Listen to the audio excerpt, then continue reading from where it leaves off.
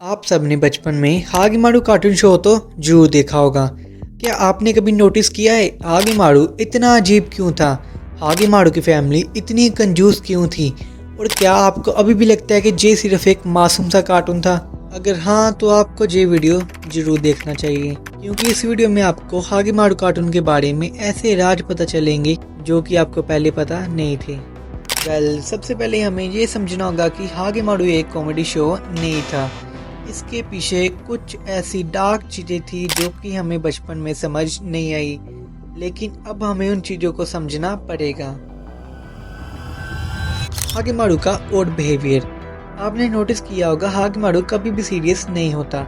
वो हर सिचुएशन को मजाक में लेता है, और चाहे उसकी मम्मी पापा टीचर्स फ्रेंड्स परेशान ही क्यों ना हो। आपको ये बात पता नहीं होगी कि उसका ऐसा बिहेवियर क्यों है। कुछ लोगों का मानना है कि हागेमारू असल में ऑटिज्म स्पेक्ट्रम डिसऑर्डर से प्रभावित था, जिसमें इंसान का बिहेवियर दूसरों से बिल्कुल अलग होता है। उसकी फैमिली का एक्सट्रीम कंजूसी करना। आखिर क्यों हागेमारू की फैमिली एक्सट्रीम कंजूसी करती है, वो भी हर एक एपिसोड में। अगर आपको भी इसका सच नहीं पता तो आप अकेले नहीं हो, क्योंकि इसका सच बहुत से लोगों को नहीं पता।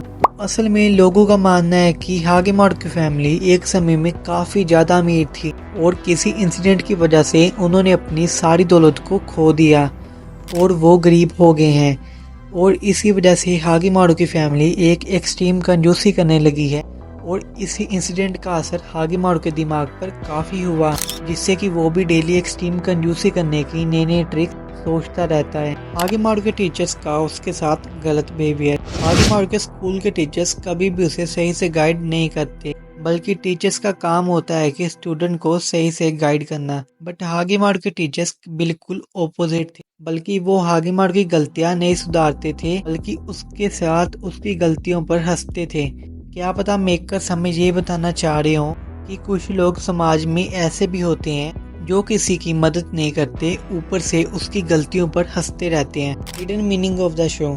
लोग ऐसा भी मानते हैं कि हागेमारू के एपिसोड्स में माइंड कंट्रोल एलिमेंट्स थे। जापान के कुछ पुराने बच्चों के शो में सबलिमिनल मैसेजिंग, मतलब ऐसी चीज़ें जो हमारे दिमाग को बिना बताए कंट्रोल करती हैं, उन चीज़ों को शामिल किया जाता था। हागेमारू का बिना वजह खुश रहना, एक्सट्रीम कंजूसी करना, किसी भी बात को मजाक में टाल देना, कभी भी चिंता ना करना, कहीं ना कहीं ये दिखाता है कि इस शो में भी बच्चों को एक खास तरह की सोच में डालने का प्रयास किया जाता था। तो अब सवाल ये उठता है, हागेमारू एक फनी शो था जहाँ इसके पीछे कोई गहरी सच्चाई छुपी थी? क्या उसका अजीब बिहेवियर किसी मानसिक बीमारी का कारण था, या सिर्फ ये एक कॉमेडी थी?